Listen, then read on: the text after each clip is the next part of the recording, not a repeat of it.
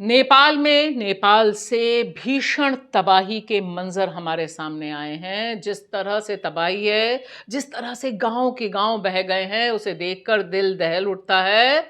और जिस तरह से उसका असर भारत में पहुंचने की आशंका है। बिहार के 5 जिलों में अलर्ट जारी है, रेड अलर्ट की स्थिति है, क्योंकि नदियां आपस में मिली हुई हैं। उससे ऐसा लगता है कि यह आपदा नेपाल के साथ साथ भारत में भी तबाही ला सकती है।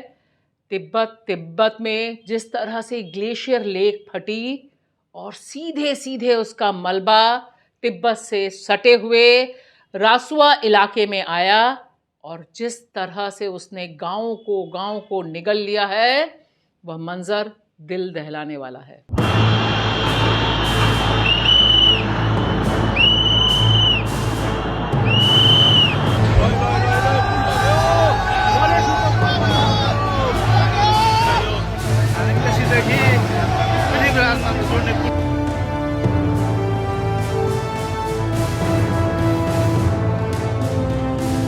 त्रिशुली आमा लाइभ यो चाहिँ है गाइस, यस्तो लाइभ छ। ओहो, पुरा ड्याम फुटेर आयो यार, पुरा चाइनाको ड्याम फुटेर आ रहेछ।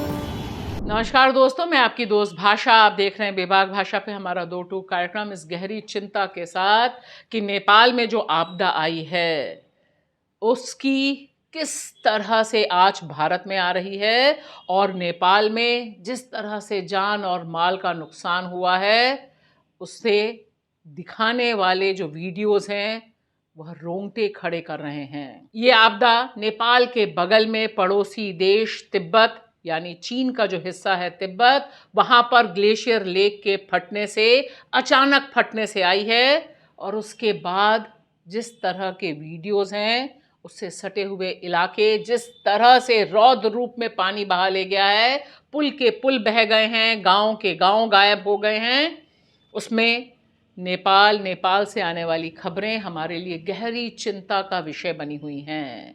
100 से अधिक भारतीय पर्यटकों के गायब होने की खबर है, संख्या बढ़ सकती है।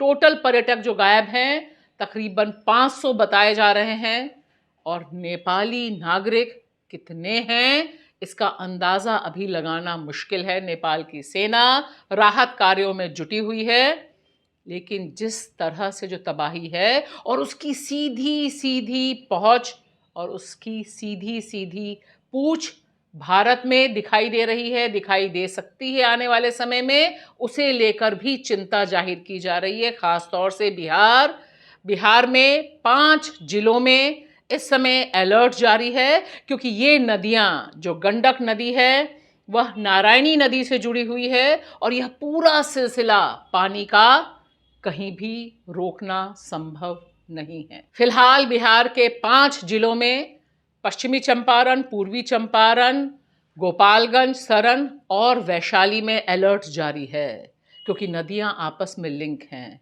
और यह लिंक समझने की बहुत ज़्यादा ज़रूरत है।